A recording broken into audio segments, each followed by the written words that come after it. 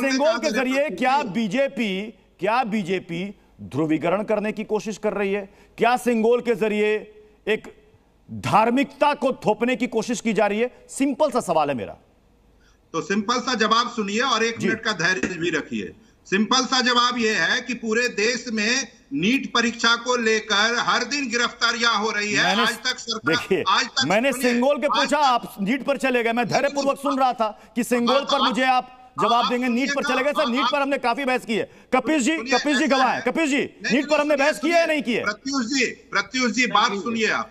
अभी पूरा देश नीट पे सवाल पूछ रहा है कि पूरे देश भर से गिरफ्तारी। सिंगोल पर जवाब नहीं है तो चले गए नीट पर, घुमाइए नहीं। मैंने कहा ना कि जलेबी नहीं बनता हमारे शो में। टू द पॉइंट सवाल पूछता हूं मैं।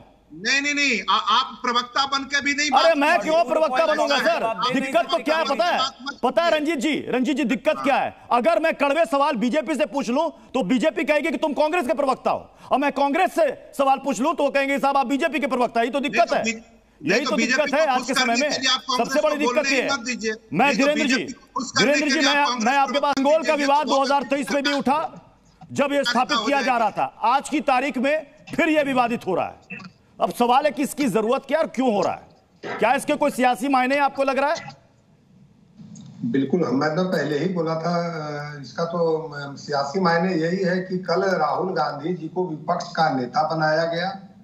ये बात समाजवादियों को पच नहीं रहा था। लग रहा था कि विपक्ष के नेता के रूप में आदरणीय अखिलेश जी को बनाया जाए। तो कहीं न कहीं इन्होंने सिंगोल का विवाद उठाया। एक तीर से 2 निशाने करने की आदत इन लोगों की रही है। तो उस विचारधारा को ही ये सिंगोल के माध्यम से दिखाना चाहते हैं। सिंगोल का मतलब क्या होता है ये तो समझ आ रहा है। दूसरा चीज की राजा का झंडा, मुझे तो हाथ पे अभी तो बीच में आप कह रहे थे कि सबको शांत कराइए, फिर आप वही काम कर रहे हैं। प्रभु, मैं कह रहा हूं कि ये था कि अगर संवैधानिक रूप के किसी भी संवैधानिक पद पे, चाहे कितने भी बड़े पद पे बैठे हो, अगर आप गलती करेंगे तो आप भी दंड के अधिकारी होंगे। इसका मतलब हो गया कि सिंगोल संविधान का प्रतीकात्मक रूप है। ये इस चीज को आप समझिए। वही इसको कर रहे हैं भैया, ये अपने तरीके से उसकी गलत व्याख्या कर रहे हैं। ये भी उचित नहीं है। बता रहे हैं साहब, संविधान का प्रतीकात्मक रूप है ये। अगर आप गलत करेंगे तो आप भी दंड के अधिकारी हैं। इसलिए बराबर सभी माननीय सदस्यों को संवैधानिक रूप से, कानूनी रूप से उस पर ध्यान बना रहे हैं। उसके लिए एक प्रतीक के रूप में वहां पे स्थापित है। लेकिन आपको लड़ाई लड़नी है कांग्रेस से तो बीच में सिंगोल को मत लाइए। आप ये कर रहे हैं समाजवादियों को राहुल गांधी जी के साथ लड़ने करिए, लेकिन इसको ये लोग पहचान नहीं पा रहे हैं। इसलिए विरोध करने के लिए बीच में सिंगोल को लाए हैं। प्रत्युष जी जरा शांत करवाइए इनको। अरे आप संविधान की तुलना राजदंड से करोगे? बिल्कुल, वो राजा भी दंड का जैसे अधिकारी होता था। आज वो संविधान, अगर प्रधानमंत्री भी गलत करेंगे, संसद में कोई माननीय सदस्य भी गलती करेंगे तो वो भी कानून के तहत में दंड के अधिकारी होंगे। जैसे आदरणीय केजरीवाल भी दंड में पड़े हुए हैं, जैसे कई मंत्रियों पर केस चल रहा है। ठीक है, चलो मैं बहस में आगे बढ़ूंगा, लेकिन उससे पहले 2023 में जब ये सिंगोल पहली बार विवाद में आया था, उस वक्त प्रधानमंत्री नरेंद्र मोदी ने क्या कुछ कहा था वो भी सुनिए। तो यहां पर आजादी की पहली किरण का साक्षी, जो आने वाली पीढ़ियों को भी प्रेरणा देने वाला है, वैसा पवित्र सिंगोल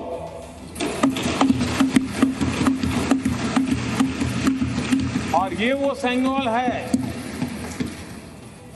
जिसको भारत के प्रथम प्रधानमंत्री पंडित नेहरू का स्पर्श हुआ था। ये पंडित नेहरू के हाथों में पूजा विधि कर करके आजादी के पर्व का प्रारंभ हुआ था। और इसलिए एक बहुत महत्वपूर्ण अतीत को उसके साथ सिंगोल हमें जोड़ता है। कपिल जी, आपने सुना ये पीएम मोदी का पुराना बयान है 2023 का, जिसमें बार बार उन्होंने कम से कम 3 से 4 बार पंडित नेहरू का नाम लिया, जिक्र किया है कि उनका स्पर्श है इस सिंगोल में। कपिल जी, सीधा कांग्रेस का विरोध करना ये चाह रहे हैं, जिसमें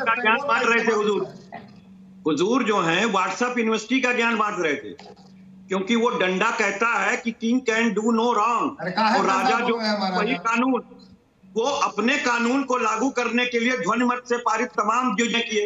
अब आप देखिए किसान के विरुद्ध जो 3 काले कानून लाए गए थे वो भी जबरदस्त। राहुल गांधी, आप समझिए वर्तमान के समय में ये लोग राहुल गांधी जी का विरोध कर रहे हैं। ठीक है, चलिए अखिलेश यादव इस विवाद पर क्या कह रहे हैं, जल्दी से उनको सुन लेते हैं।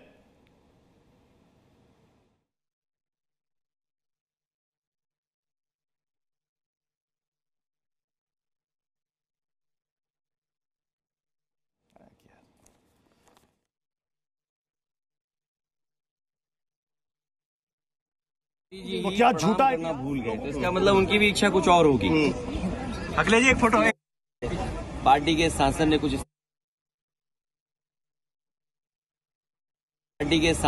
इस तरह का पत्र लिखा है। तो आपकी क्या राय है? आप क्या कहना चाहते हैं? जो राय उस समय मेरी थी, मैंने ट्वीट किया था। आप मेरी राय आर्काइव से निकाल करके सब चैनलों पे चलाइए। तो अभी रहना चाहिए। मैंने क्या कहा जब प्रधानमंत्री जी ही प्रणाम करना भूल गए, तो इसका मतलब उनकी भी इच्छा कुछ और होगी। अखिलेश जी एक फोटो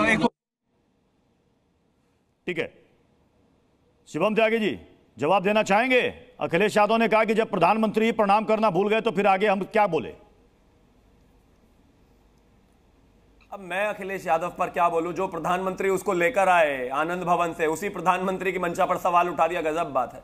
अरे थोड़ा सेंस लगाया होता। नहीं, जो विपक्ष कह रहा है कि आप इतिहास बदलने आए हैं, आप इतिहास के पन्नों को सिलेबस से हटा रहे हैं, आप गलत इतिहास दे रहे हैं।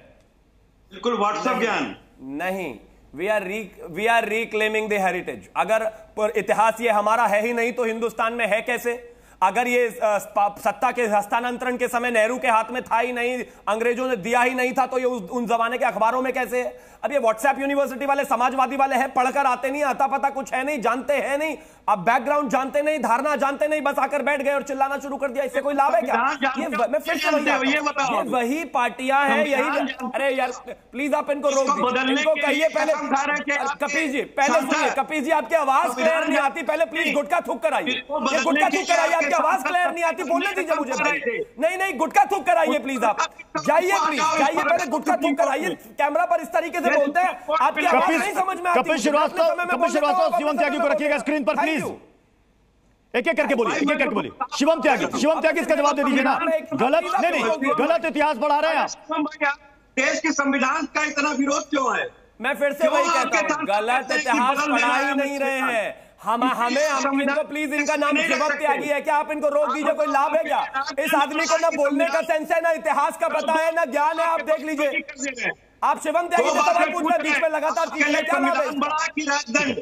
क्या लाभ है? बाद में पूछना अपने। एक सेकंड रंजीत जी को और शिवम त्यागी को, इन दोनों को स्क्रीन पर रखिएगा प्लीज, संविधान, क्योंकि यहाँ पर बहुत बड़ा आरोप लग रहा है कि ये गलत इतिहास पढ़ाया जा रहा है, जबरदस्ती थोपा जा रहा है। यही कह रहे हैं ना रंजीत जी, आप यही कह रहे हैं ना? बात किसी को सामने रख लेना। ठीक है, सबसे बेहतर आवाज है मेरी, लेकिन कोई नहीं, अभी आप बोलिए, सब सुन रहे हैं, शिवम त्यागी सब सुन रहे हैं। Thank you.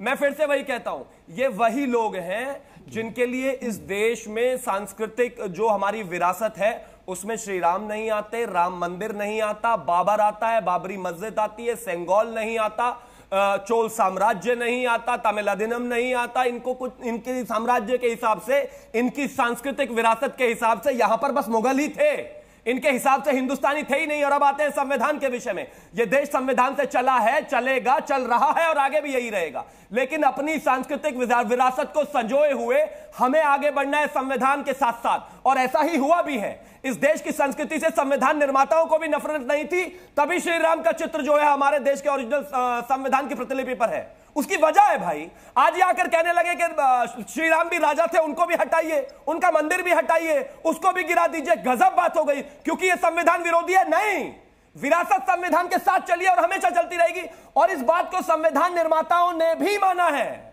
ये जो प्रवक्ता है पढ़ते हैं नहीं, अब कौन समझाए इनको? आते हैं और चिल्लाते हैं। मैं रंजीत जी आपका जवाब लूंगा, उससे पहले बीजेपी नेता शहजाद पूनावाला ने इस पर क्या कहा वो भी सुन लेते हैं। भारतीय संस्कृति और भारतीय इतिहास पर हमला करने से कभी नहीं चूकती। पहले रामचरितमानस पर हमला, अब सेंगोल पर हमला। कहते हैं कि सेंगोल को पार्लियामेंट में नहीं होना चाहिए क्योंकि ये राजा का दंड है। भाई राजा का दंड था तो नेहरू जी ने क्यों स्वीकारा? और ये भारतीय संस्कृति, तमिल संस्कृति का एक बहुत बड़ा हिस्सा है। क्या ये तमिलनाडु का अपमान नहीं है? क्या डीएमके इस अपमान को स्वीकारता है? ये वही मानसिकता है जिसने सेंगोल को कई वर्षों तक वॉकिंग स्टिक बनाकर रख दिया था। आज जब उसे सही सम्मान और स्थान मिला है तो समाजवादी पार्टी जो रामचरितमानस का भी विरोध करती है, उसके ऊपर भी अपमानजनक टिप्पणियां करती है। आज वो सेंगोल पर भी अपमानजनक टिप्पणियां कर रही है।